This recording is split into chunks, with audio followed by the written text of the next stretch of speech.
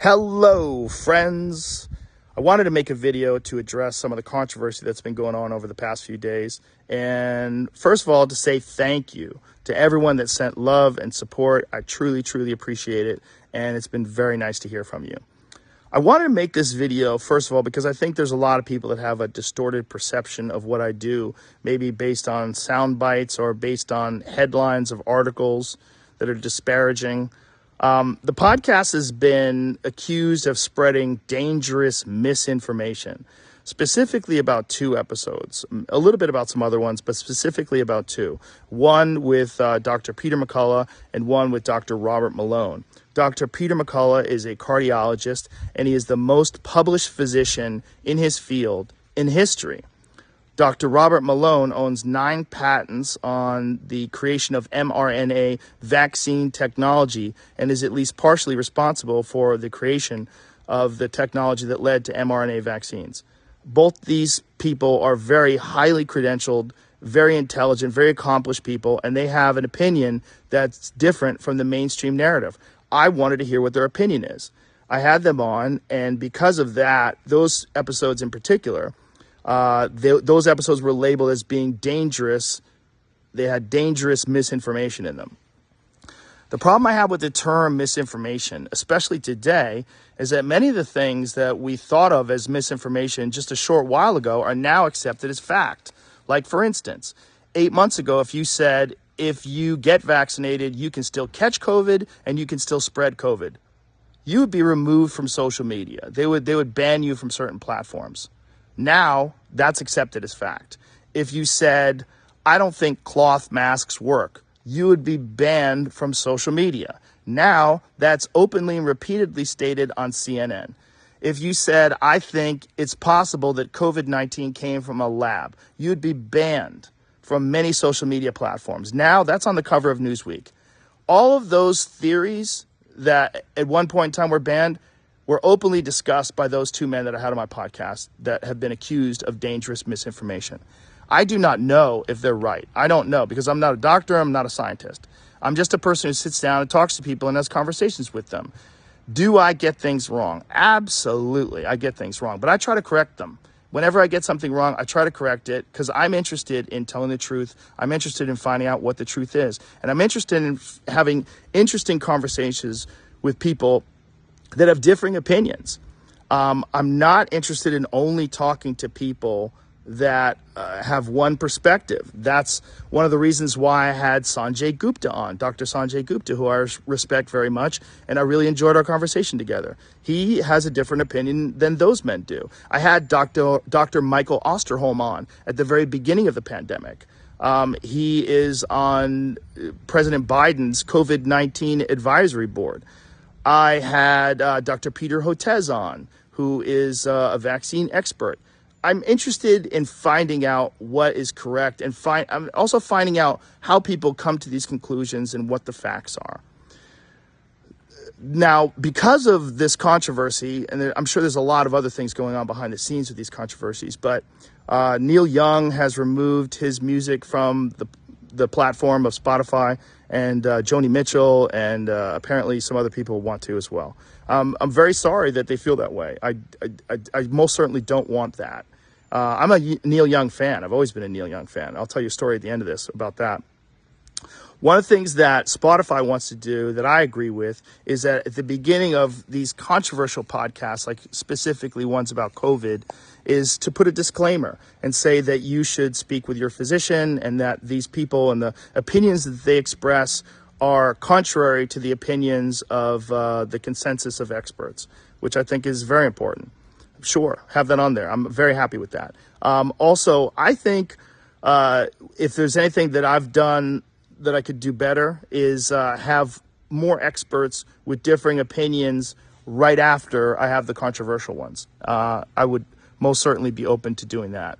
And I would like to talk to some people that have differing opinions on those podcasts in the future. We'll see. I do all the scheduling myself, and I don't always get it right. These podcasts are very strange because they're just conversations. And oftentimes I have no idea what I'm going to talk about until I sit down and talk to people. And That's why some of my ideas are not that prepared or fleshed out, because I'm literally having them in real time.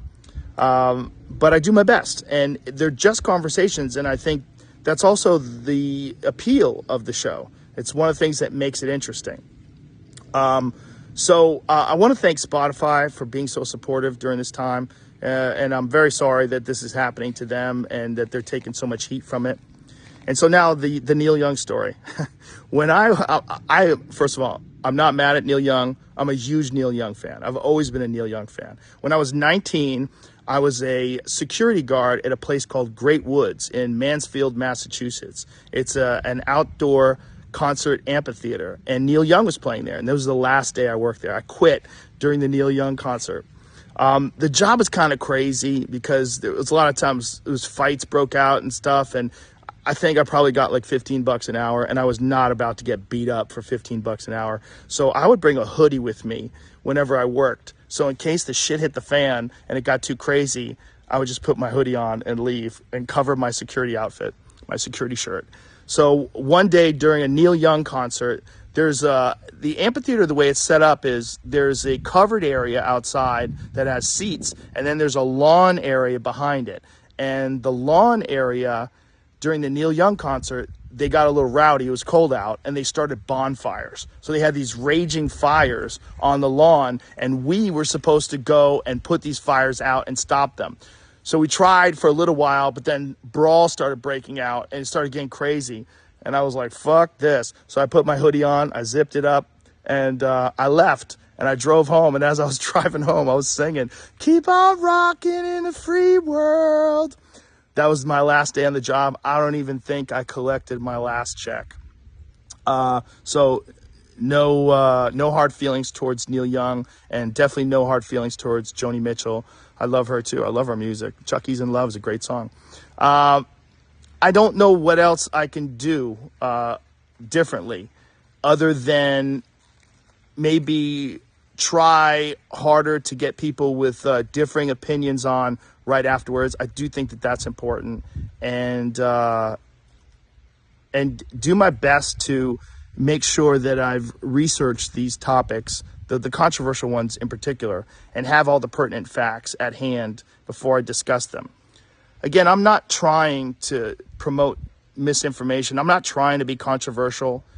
I've never tried to do anything with this podcast other than just talk to people and have interesting conversations. I didn't plan it. I can't believe it's as successful as it is.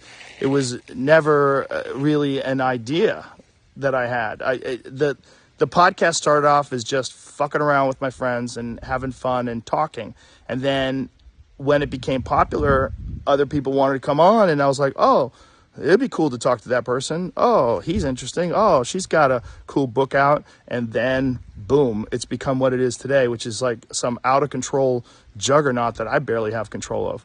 So my pledge to you is that I will do my best to try to balance out these more controversial viewpoints with other people's perspectives so we can maybe find a better point of view. I don't want to just show the contrary opinion to what the narrative is. I want to show all kinds of opinions so that we can all figure out what's going on, and not just about COVID, about everything, about health, about fitness, wellness, the state of the world itself.